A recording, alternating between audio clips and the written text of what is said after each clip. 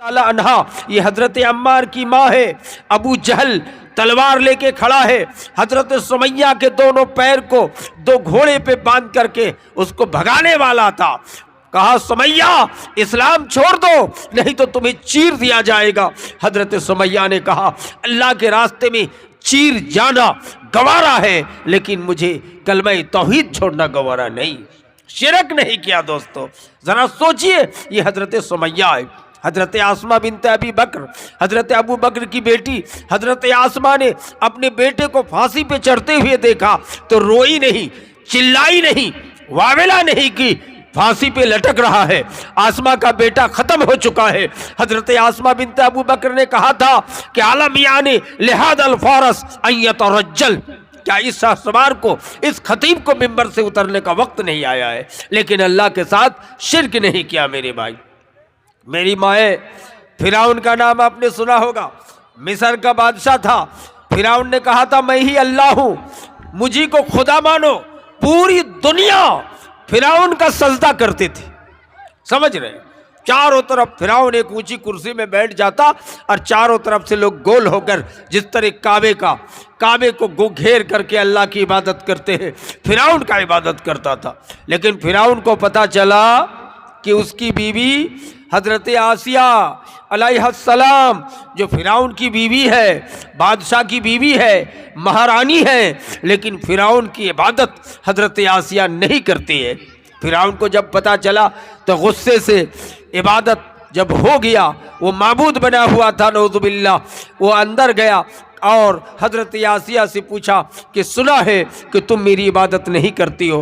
हजरत आसिया ने कहा था कि तुम मेरा शौहर हो, मैं तुमको शौहर की हैसियत से मान सकती हूँ, तुम्हारी खिदमत कर सकती हूँ, लेकिन मैं तुमको खुदा नहीं मान सकती हूँ। ये कहना था कि हजरत आसिया अलैहिस्सलाम के हाथों में पैरों में लोहे की कील ठोक दिए। हजरत आसिया अलैहिस्सलाम कराह रही थी, जख्म से चूर थी।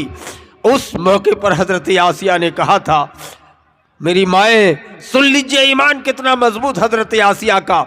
हजरत आसिया ने कहा था ये अल्लाह, वो जन्नत कैसा घर है, जिस जन्नत की लालच में तकलीफ बर्दाश्त कर रही हूँ, ये अल्लाह जन्नत दिखा दे। अल्लाह तबारक व तआला ने हजरत जिब्रील को भेजा, कहा जिब्रील जाओ, जब से दुनिया बनी है दुनिया में किसी को जन्नत नहीं दी गई है, जन्नत नहीं दिखाई गई है और क़यामत तक नहीं दिखाई जाएगी। लेकिन फिराउन की बीवी हजरत आसिया अलैहिस्सलाम को जन्नत ले जाके दुनिया में दिखा दो। हजरत आसिया को दुनिया में जन्नत दिखाया गया और वही जन्नत में उनकी रूह को कब्ज़ करके हजरत मलकुल मौत डायरेक्ट जन्नत में दिया। ये दुनिया की रिकॉर्ड है, जब से दुनिया बनी है क़यामत तक किसी को दुनिया में जन्नत नहीं दिया जाएगा और ना दिखाया जाएगा। एक हजरत आसिया अलैहिस्सलाम है। मेरी माए, ये फिराउन की बीवी थी, इसके बावजूद आला दर्जे की जन्नती, जिनको दुनिया पे जन्नत दिखाई गई। शिरक नहीं किया था। तो दोस्तों हमारा आपको शिरक नहीं करना है, ईमान को मजबूत करना है। शिरक इतना बड़ा जुर्म है, आप समझते हैं? कभी बगैर नमाज रोजे के भी अगर आप शिरक नहीं किए तो जन्नत पा सकते हो। कहेंगे मौलाना दलील? जी दलील मौजूद है। एक मुशरिक, एक काफिर आता है और वहद के मैदान में सुबह के टाइम पे नबी सल्लल्लाहु अलैहि वसल्लम के हाथ में इस्लाम कबूल कर लिया, 6:30 बजे लगभग मान लीजिए, और 11 बजे अल्लाह के रास्ते में लड़ते लड़ते शहीद हो गए। तो नबी ने कहा यह आला दर्जे का जन्नती है। तो नमाज पढ़ने का टाइम मिला उनको? नहीं मिला। नबी कहते थे कि ये वो सहाबी है कि मा सजदत सजदत वाहिदा, एक भी सजदा अल्लाह के लिए कर नहीं पाया था, लेकिन अकीदे तौहीद की बुनियाद पर आला दर्जे की जन्नती है। शिरक नहीं किया था। इसलिए मेरे भाई, इसलिए हमें शिरक जैसे संगीन जुर्म से बचने की जरूरत। शिरक अगर नहीं किया हो, मैं बारहा सुनाता हूँ ये हदीस सही बुखारी में मज़कूर है। बनी इसराइल का वाक़या है।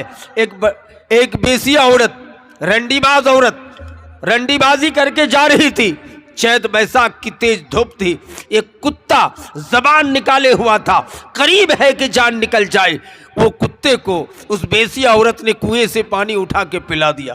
कुत्ते की जान बच गया, कुत्ता बच गया। जो कुत्ता का बचना था कि अल्लाह को रहम आ गया, कहा ये बेसिया ज़रूर है, गुनहगार ज़रूर है, लेकिन अल्लाह के साथ शिर्क नहीं किया है। इसने कुत्ते को पानी पिला के एक जानवर का जान बचा दिया है। जाओ, इस बेसिया के सारे गुनाहों को मैंने माफ़ कर दिया, इनको आला दर्जे का जन्नती बना दिया। शायर कहता है नेकी कितनी छोटी सी हो उसे हल्की ना जान, रब की बख्शिश के लिए कोई बहाना चाहिए। दोस्तों बुजुर्गों, दूसरी हदीस ये भी सही बुखारी शरीफ में मज़कूर है। बनी इसराइल का दूसरा आदमी बेहद जालिम, इसने अपने बेटों को वसीयत कर दिया कि जब मैं मर जाऊं मेरी लाश को जला के राख कर देना। राख, जिसको बंगला जबान पे छाई बोलते हैं, राग बना देना और राग करके मसल देना, उसको और उड़ा देना हवा में। बेटों ने ऐसे ही किया। जब वो बदमाश आदमी मर गया तो उनकी लाश को जला दिया उनके बेटों ने, और उस राग को मसल करके हवा में उड़ा दिया। अल्लाह तो हकमुल हाकिमीन है, अल्लाह ने उसकी रूह को जिंदा कर दिया राग को जमा करके। कहा ऐसा क्यों किया तुमने? कहा रब्बुल आलमीन, मैं इतना ज़्यादा गुनाह किया था, इतना ज़्यादा जुल्म किया था, हे अल्लाह मैंने इतना ज़्यादा गुनाह किया कि मुझे अंदाज़ा था कि अगर तू कब्र में पालेगा तो मुझको पिटाई खूब करेगा, मुनकर नकीर मुश्किल मुश्किल सवाल करेगा, इसलिए मैं नहीं चाहता कि कब्र में मुझको रखा जाए। मैंने सोचा कि लाश को जला करके हवा में उड़ा दिया जाए तो अल्लाह ताला शायद पकड़ न पाएगा। अल्लाह बोलेगा मेरे डर से ऐसा कियो? कहा जी हाँ। अल्लाह ने कहा जाओ, तेरे सारे गुनाहों को मैंने माफ़ कर दिया, तुझको आला दर्जे का जन्नती बना दी। यही बुखारी की हदीस हिंदू धर्म की किताबों में भी मज़कूर है तोड़ मड़ोड़ करके, इसलिए हिंदुओं के यहाँ लाश को आज भी जला दिया जाता है उसको स्वर्गीय बनाने के लिए। हालांकि स्पेशल वाक़या बुखारी की हदीस कि उसने लाश को जलाने का हुक्म दिया था अल्लाह के डर से, इसलिए अल्लाह ने उनको आला दर्जे का जन्नती बना दिया। बुखारी की तीसरी हदीस, इसी ज़िम्न में एक और आदमी था, ये बहुत बड़ा जालिम था, 99 आदमी को कत्ल कर चुका था, ज़िना बहुत किया था। एक मौलाना से आके फतवा पूछा कि मौलाना मैं बहुत ज़िना किया हूँ, 99 आदमी को कत्ल किया हूँ, चोरी किया हूँ, डाका डाला हूँ, मुझको अल्लाह माफ़ करेगा कि नहीं अगर अभी तौबा करे तो? मौलवी ने कहा बदतमीज़, इतना बड़ा पापी और तुमको अल्लाह माफ़ करेगा? गुस्से से जब कहा कि माफ़ नहीं करेगा तो आदमी गुस्से से तलवार बगल पे रखे रहता था, निकाला उस ज़माने के हिसाब से, अब मौलाना को भी 2 टुकड़े करके ज़बह कर दी। तो 99 तो कत्ल कर ही चुका था, मौलाना को कत्ल कर दिया तो कितना हो गया? 100 पुर गया। कहने लगा क्या और कोई बड़ा मौलाना है कि नहीं? लोगों ने बताया कि हज़रत मूसा नबी जिंदा है। मूसा नबी का दौर था। जाने लगा, जा रहा है, चलते चलते चलते चलते अब मूसा अलैहिस्सलाम का घर लगभग 5 किलोमीटर बाकी है। हज़रत मलकुल मौत आ गए और उस जालिम को, जो 100 आदमी का कातिल था, लास्ट में मौलवी को कत्ल किया था, वही रूह निकाल लिया, चित होके गिर गया, एक कदम भी आगे नहीं बढ़ने दिया। अब रूह को कहाँ रखा जाएगा? आप जानते हैं कि कुरान में है कि इन्नल अबरारा लफी लीन, नेक लोगों की रूह को मकामी लीन पे रखा जाता है जन्नत में, और वह इन्नल फुज्जारा लफी जहीम, फासिक फाजिर की रूहों को 7 तबक ज़मीन के नीचे मिट्टी में रखा जाता है। अब फरिश्तों में झगड़ा शुरू हो गया। जो फरिश्ते जन्नत ले जाने के लिए तैयार है, कहते ये तौबा की गरज से निकला था, और जानते तौबा में हुकूकुल इबाद के अलावा सब माफ़ हो जाता है, अल्लाह की मर्ज़ी पर है, तो इसलिए माफ़ कर दिया, ये जन्नती है, इसको जन्नत जाने दो, है कि नहीं? जहन्नम के फरिश्ते कहने लगे कि आपको पता है ये 100 आदमी का कातिल है, लास्ट में एक आलिम दीन को कत्ल किया है, ज़िना का कोई गिनती नहीं है, इस आदमी को जहन्नम ले जाने दो। फरिश्तों में आपस में टकराव चल रहा है। अल्लाह ताला जो अर्श अज़ीम पे मुस्तवी है, रब्बे कायनात ने हज़रत जिब्रील को भेजा कि जिब्रील जाओ ज़मीन की पैमाइश करो, अगर ये जालिम मूसा के घर से ज़्यादा करीब है तो ये जन्नती है, अपने घर से ज़्यादा करीब है तो जहन्नमी है। ज़मीन की पैमाइश की गई। 15 किलोमीटर घर से चल चुके थे, मूसा नबी का घर सिर्फ 5 किलोमीटर था, तो मूसा के घर से करीब है, इसका मतलब तौबा का दरवाज़ा सबकत कर गया, इसलिए अल्लाह ने उनको आला दर्जे का जन्नती बना दिया। मेरे भाइयों दोस्तों, ये सारी बातें इसलिए मैं बता रहा हूँ कि जुल्म ना करने की वजह से, शिरक नहीं किया था। शिरक बहुत बड़ा जुल्म है मेरे भाई, शिरक नहीं करना, शिरक नहीं करना, शिरक ना करने की वजह से इतने बड़े बड़े पापी माफ किए जा रहे हैं। और हुकूकुल इबाद में भी अगर कोई गड़बड़ करोगे तो क़यामत के मैदान पे एक आदमी नेकी, तहज्जुद, रोज़ा, 10 मरतबा हज, सब नेकी लेके आएगा, नेकियों का पहाड़, लेकिन अल्लाह तबारक व तआला सारी नेकी को रायगा कर देगा। क्यों? क़यामत के मैदान पे कोई कहेगा कि अल्लाह ये गाली देता था, नमाज तो पढ़ा है, रोज़ा तो रखता था, इबादत तो किया है, लेकिन ये अल्लाह मुझको गाली गलौज दिया था, आज इंसाफ मिलना चाहिए। हदीस में जुमला कहेगा शतमनी हाजा, ये अल्लाह इसने मुझको गाली दिया था, नेकी का पहाड़ अल्लाह दिला देगा। दूसरा आएगा कहेगा ज़रबनी हाजा, ये अल्लाह मुझको मारा था, इस तरह। तीसरा आएगा कि कज़फ़नी हाजा, अल्लाह मुझको तोहमत लगा के जेल भिजवा दिया था, मेरा बेटा ज़नाकार नहीं था लेकिन हुकूमत इनकी थी, मुखिया, सरपंच, थानेदार इनके थे, ये हमें जेल भिजवा दिया है। रब्बुल आलमीन इसको आज इंसाफ मिलना चाहिए। सारी नेकी ख़त्म होकर के वो जो नेकी का पहाड़ लेके आया उसको जहन्नम पे दाखिल कर दिया जाएगा। क्यों दोस्तों? हुकूकुल इबाद में जुल्म किया था, किसी को गाली, रोटी, बेटी, रोटी, रंग बिरंग की गालियाँ दिए थे, है कि नहीं? हदीस ला यदखुल जन्नत अल फाहिशु वल मुतफहिश, फहुश गाली देने वाला और फहुश बतकल्लुब बोलने वाला जन्नत पे नहीं जाएगा। इसलिए जो आदमी की ज़बान पे खच्चर ज़बान, हमारे इलाके में खचड़ा ज़बान, जो बोलने वाला औरत हो या मर्द हो, वो आदमी जन्नत पे नहीं जाएगा। नहीं तो तौबा करे, तौबा करे इस दौर में मेरे भाइयों दोस्तों। इसलिए अल्लाह के रसूल का फरमान मौजूद है कि फहुश कहने वाला जन्नत पे नहीं जाएगा। हमें आपको चाहिए कि किसी भी हाल पे हम शिरक ना करें। ये बड़े बड़े पापी, बड़े बड़े मुजरिम इसलिए माफ़ कर दिए गए कि ये सब के सब शिरक नहीं किए थे। तो इससे पता ये चला कि सबसे संगीन जुर्म क्या है? शिरक है। तो हम सबको शिरक से बचना है कि नहीं? बचना है। इसका अहद करके चले कि हम शिरक से बच के चले। तो क्या हम लोग भी शिरक करते हैं? जी, हमारे यहाँ भी शिरक होता है। कहेंगे मौलाना हम लोग तो कट्टर अहले हदीस है, हम लोग शिरक का साहिबा तक नहीं। जी हाँ, हम लोग भी शिरक करते हैं। शिरक की एक क्वालिटी नंबर 1 समझ रहे हैं, हमारे बहुत से लोग हैं हाथ में गले में तावीज़ बांधे रहते हैं। तावीज़ वो ज़मीर फरोश, पैसा का कमाने वाला ठग किस्म के मौलवी मियाँ जी, मुल्ला टाइप के लोग आयत कुरानिया से तावीज़ बना के दे देता है। वो लड़का लटका के जब रहता है तो कहता है कि मौलाना हमको शैतान भूत पकड़ता नहीं है, रात में नींद खूब आती है। जब तावीज़ उतार देते हैं तो शैतान हमें बहकाते रहता है।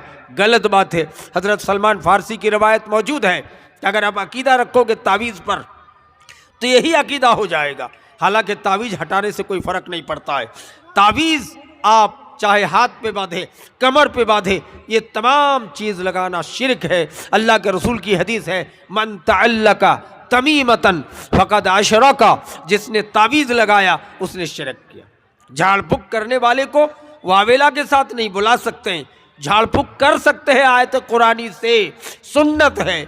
दलील सही मुस्लिम की हदीस है कि नबी मदीने के बाज़ार से गुज़र रहे थे, एक बूढ़े आदमी बैठे थे, कपकपी ताड़ी थी बदन पे। नबी कायनात ने उनके पेशानी पे हाथ रखा और कुरान की चंद आयतें पढ़ के दम कर दिया, ठीक हो गया। इस हदीस से साबित हुआ कि कोई बीमार पड़े या भूत का मामला हो तो आयत कुरानिया से उसको दम किया जा सकता है, लेकिन तावीज़ लटका नहीं जा सकता है। दूसरी हदीस नबी ने फरमाया, इन्ना रोका व तमाइम व तेवाला मिन अश्शिर्क, तावीज़ का लटकाना और झाड़ फूक करने वाले को वावेला के साथ बुलाना। वावेला के साथ बुलाना मतलब कि मौली साहब को बुला के लाइए, मेरा बेटा मर गया, ये वावेला है। इस तरह बुलाना शिरक है। अल्लामा इब्न तैमिया ने लिखा है कि अल फ़र्क़ बैन राकी वल मुस्तरकी, झाड़ फूक करने वाले को बुलाने और वावेला के साथ बुलाने में फ़र्क, इसलिए दोनों में तफरीक समझा कीजिए। तीसरा आपने फरमाया तेवाला शिरक है। साहबाए किराम ने कहा, अल्लाह के रसूल तेवाला कौन अमल है? नहीं समझ पाए हुजूर। तामलुल हुब, नबी ने फरमाया मोहब्बत बढ़ाने का अमल। हमारे माशरे में होता है ना, कहते सास बदमाशी कर रही है तो धामी किस्म के लोग गाछ खिला देते हैं, जड़ी बूटी उठा के लाया, अंडे के अंदर से दामाद बाबू को या केले में रख के खिला देता है कि आज से दामाद बेटी से बहुत मोहब्बत करेगा। गलत बात है, ये जादुई अमल है। नबी कायनात ने फरमाया कि ये गाछ खिलाने वाला, खिलवाने वाला, ये सब जहन्नमी पापी है, वो दायमी जहन्नमी हो जाएगा, शिर्क है, तौबा करो। इस तरह कोई जादूगर के पास आए, धामी के पास आए, कहते हाथ देख के, हाथ का रेखा देख के बताइए मेरी तकदीर क्या है, ये मुशरिक हो गया, उनको तौबा करना चाहिए अगर ऐसा कोई किया है। इस तरह डाइन जैसे अमल करना, कहते डाइन खाली, लेकिन औरत जात डाइन होती है और ऊपर में पैर कर लेती है जादुई असर पे, उस पर चिराग जलता है, रात में घूमती रहती है, जो सामने पड़ता है तो उसको खा जाती है, लोग कहते हैं, लेकिन अल्लाह बेहतर जाने। लेकिन मेरी माएँ, मेरे भाइयों, अगर कोई डाइन का अमल करते हो तौबा करो, ये शिर्क है। अगर इस हाल पे आपकी मौत हो गई तो तुम दायमी जहन्नमी होगे। हाँ, कारून, हमान, फिरौन, शद्दाद, शैतान, नमरूद, बड़े बड़े जालिमों के साथ दायमी जहन्नमी हो जाओगे। पहले ही मैंने हदीसें सुना दी है कि बड़े से बड़े मुजरिम माफ कर दिए गए, शिरक नहीं किया था, लेकिन ये शिर्क है, ये धामी वाला अमल नहीं कीजिए। बहुत से लोग हैं, घर में किसी की भैंसी ब्याई है, दूध दे रही है या गाय दूध दे रही है, गांव के डाइन किस्म के आदमी, बदमाश आदमी उसको खराब कर देता है, गाय दूहने नहीं देती है, भैंसी दूहने नहीं देती है।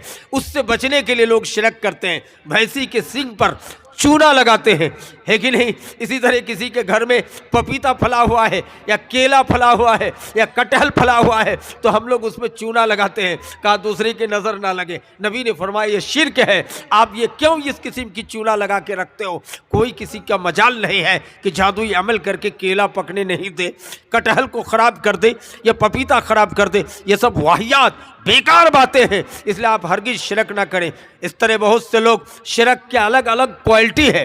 हमारे माशरे में किसी को चेचक की बीमारी हो जाए, जिसको हम लोग बंगला में गूठी बोलते हैं, या इस तरह से कोदा हो जाए, है कि नहीं, दानी की बीमारी, तो हमारी माएँ शिरक करती है, कहती है चले जाओ गुंडा चौक बाज़ार और उस होटल से 7 किस्म की मिठाई लेके आना, लाल गमछे में बांध करके ले आओगे, रास्ते में किसी से सलाम का जवाब भी ना देना, इस बच्चे को दे दो, कोदा ठीक हो जाएगा। अस्तगफिरुल्लाह, ये इतना बड़ा शिर्क है, इतना बड़ा पाप है कि दुनिया के हर पापी माफ़ किया जाएगा। पहले हदीस सुना दिया हूँ, लेकिन ये पाप, ये शिरक करने वाला, ये पापी माफ़ नहीं किया जाएगा। अल्लाह कहता बीमारी का इलाज है, दवा है, कुरानी आयात से झाड़ फूक है, लेकिन आप ये शिरक क्यों करते हो कि लाल गमछे से 7 किस्म की मिठाई ले आएगा तो ठीक हो जाएगा। हमारे माशरे में रंग बिरंग का और किस्म का शिरक पाया जाता है। अब बच्चे को हम बाहर ले जा रहे हैं तो क्या कर रहे हैं, काजल तो आँख की खूबसूरती के लिए लगा देते हैं, चल जाएगा, लेकिन काजल का टिप्पा उस बच्चे या बच्ची के गाल पे एक गोल सा लगा देता है या माथे पे, कहा ये क्यों लगाए हो, का नजरे बद से बचाने के लिए। नबी ने तालीम दिया कि कोई दुआ याद ना हो तो बिस्मिल्लाह कहकर बच्चों को बाहर ले जाओ, दुनिया के बड़े से बड़े धामी या बड़े से बड़े डाइन भी खराब नहीं कर सकेगा। लेकिन आपने बच्चों को शिरक करके एक टीका लगा दिया है और नजरे बद से बचने के लिए बच्चों को लेके घूम रहे हैं। हमारे सिरशाबादी माशरे में बच्चों को कमर में डोरा दिया जाता है, बहुत से बड़े लोग भी डोरा पहने रहते हैं, कहते हैं कि लुंगी नीचे खसक जाने का डर है इसलिए डोरा पहनते हैं, हालांकि डोरा पहनना शिर्क है। अरब के कुछ मौलाना आए थे और मुसलमानों का बच्चा नंगा होकर नहा रहा था, बच्चे सब कमर पे डोरा था, वो खड़े हो गए, गाड़ी को खड़ा करने के लिए बोला, कहा ये क्या माजरा है, ये कमर में कौन चीज़ लगा के रखा है, तो कहते हैं कि ये डोरा है खूबसूरती के लिए। कहा तो अस्तगफिरुल्लाह, ये तो शिर्क है, ये तो बातिल शिर्क है, इससे हमें आपको बचना चाहिए। इस तरह बहुत से माशरे में ये भी आदत है कि किसी के घर पे बच्चा पैदा हो तो बच्चे को बचाने के लिए करते क्या है, जाल, फेंका जाल, हम लोग बंगला में भोरी जाल कहते हैं, उस जाल को लटका देता था। कहा क्यों, कहा बच्चे को चोरा चुन्नी खा जाएगा, इसलिए हम लोगों ने कांठी वाला जाल लटका दिया। ये बातिल शिर्क है। अल्लाह कहता मैं हकमुल हाकिमीन हूँ, मैं लिख दिया हूँ कि आदमी मरेगा तो मरेगा। 7 बेटी पर बेटा पैदा हुआ है, अल्लाह कहता है हमने लिख दिया है कि मर जाएगा। तुम दुनिया के बड़े बड़े धाम या डॉक्टर को ला के रख दो, या 7 बेटे पर बेटी पैदा हुई है, उसको मौत अगर अल्लाह ने लिख दिया है, कहा मैं आसमान ज़मीन पैदा करने से 50,000 साल पहले हर इंसान का मुकद्दर तकदीर लिख दिया हूँ कि किस में मरेगा, सांप काट के मरेगा कि ट्रक के चक्के के नीचे मरेगा। अल्लाह कहता है रोजाना तेज ड्राइवर जाएगा, लेकिन जिस दिन मौत मैंने तेरी माँ या बाप का लिख रखा है ट्रक के चक्के के नीचे, उस दिन ट्रेन ड्राइवर नहीं जाएगा। हम लोग कहते हैं कि अच्छा ड्राइवर को नहीं भेजा, इस बकलिंडा ड्राइवर को भेजा है, चलाना नहीं जानता है, चक्का के नीचे ले जाके मेरी माँ मर गई, मेरे बाप मर गया। अल्लाह कहता है इनकी गलती नहीं है, ये आसमान ज़मीन पैदा करने से 50,000 साल पहले लिख दिया गया था कि अनट्रेन ड्राइवर जाएगा, चक्के के नीचे इनकी मौत लिखी है।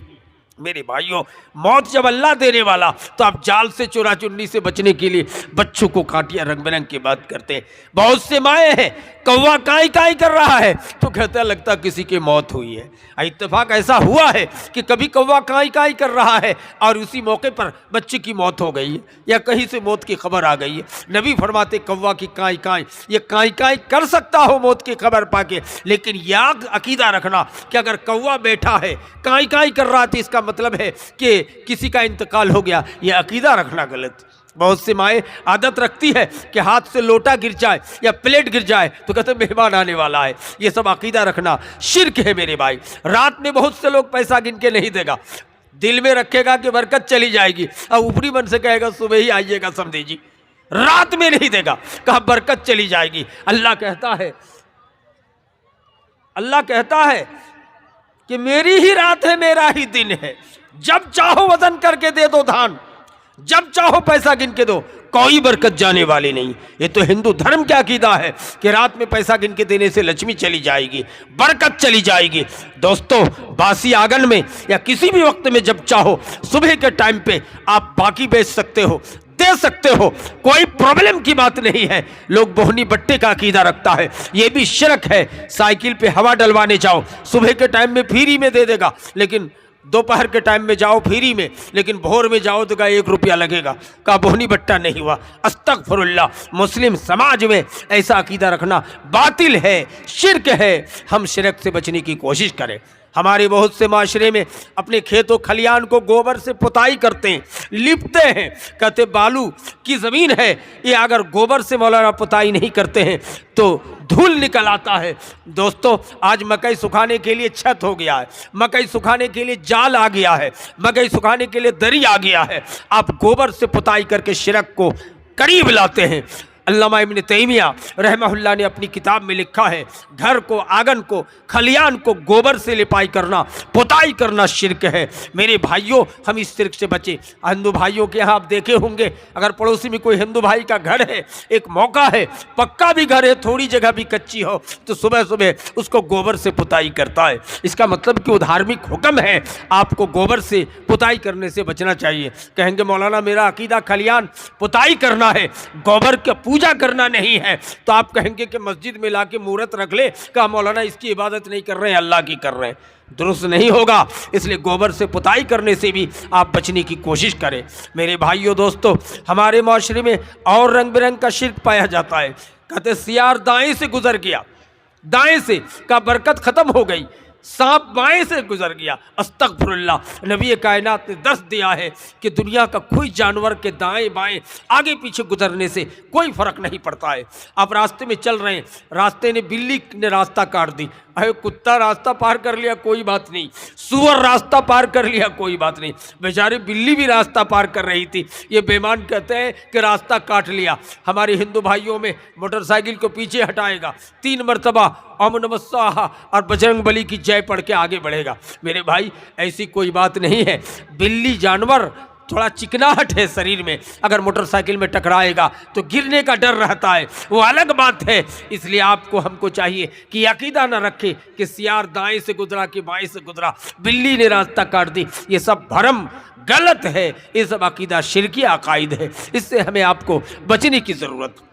इस तरह से बहुत से लोग यात्रा बोलते हैं, बांग्ला में बोलते हैं शायद, किस आदमी की देख करके मुंह निकले हैं, किसका मुंह देख के निकले हैं कि मौलाना मेरा यात्रा खराब हो गया।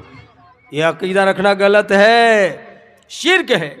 अल्लाह कहता है कि अगर मैं चाहूं कि तुमको दुनिया में नहीं, घर में बैठे बैठे तुमको इतनी बरकत दे दूंगा कि गरीबी से तुमको अरबपति बना सकता हूं, लेकिन अगर तेरे मुकद्दर पे अल्लाह ने गरीबी लिख दिया है, अल्लाह कहता है दुनिया के किसी कोने में जाके दुकानदारी करो, बड़े से बड़े बिजनेस करो, ठेकेदारी करो, रब ने आसमान ज़मीन पैदा करने से 50,000 साल पहले मुकद्दर पे लिख दिया है कि आदमी का बिजनेस कामयाब नहीं होगा, ये आदमी कहीं कामयाब नहीं होगा। ये मुसलमान परेशान है कि मैंने दुकानें की, झिटकिया में तो कामयाब नहीं, दुकान ले जाके मैंने वहाँ जाके गुंडा चौक में की कामयाब नहीं, पूर्णिया में की कामयाब नहीं, मौलाना ठेकेदारी के लिए बम्बई चला गया, दिल्ली चला गया, कहीं भी कामयाबी नहीं मिली। अल्लाह कहता है हमने आसमान और ज़मीन पैदा करने से 50,000 साल पहले मुकद्दर पे लिख दिया है, किसी की यात्रा नहीं। और हम लोग कहते हैं ओह किसका मुंह देख के निकले हैं मौलाना, बेकार हो गया आज हमारा सारा काम। जितने काम कहते कि उनका जो गांव में हमारे यहाँ है ना अब्दुल रहमान का, उनका मुंह देख के अगर निकलेंगे मौलाना तो कोई काम पे बरकत ही नहीं होती, सब खराब हो जाए।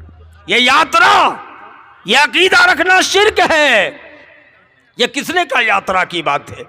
किसका चेहरा देख के जाओ? अरे बड़े से बड़े जालिम का चेहरा दिखा के ले जाओ। अल्लाह अगर मुकद्दर पे कामयाबी लिखी है, कोई माई का लाल उसको काट नहीं सकता है। क्यों अल्लाह को छोड़ के गलत भरम रखते हो? अकीदा क्यों गलत रखते हो?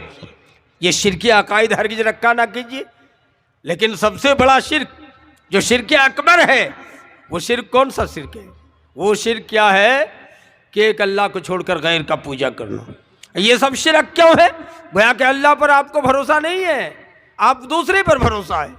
अरे औरत जात तो इतना ज़्यादा शिर्क करती है कि हमको पता है, हमारी एक दादी लगती है, किसी को चेचक हुआ था तो क्या क्या मिट्टी के बर्तन में दूध का खीर बनवाए, है ना, बंगला में जिसको कहता दूध और आयखा का खीर, एक हांडी मिट्टी के बर्तन में लाद के अपने नाती को दे के भेज दिया और कहा कि नन्ना घाट जहाँ चारों तरफ का पानी आके जमता है, पूरे खीर को फेंक देना और मुड़ के मत देखना, वापस चले आना। कहते हैं कि पूरी चेचक की बीमारी ठीक हो जाएगी। अस्तगफिरुल्लाह।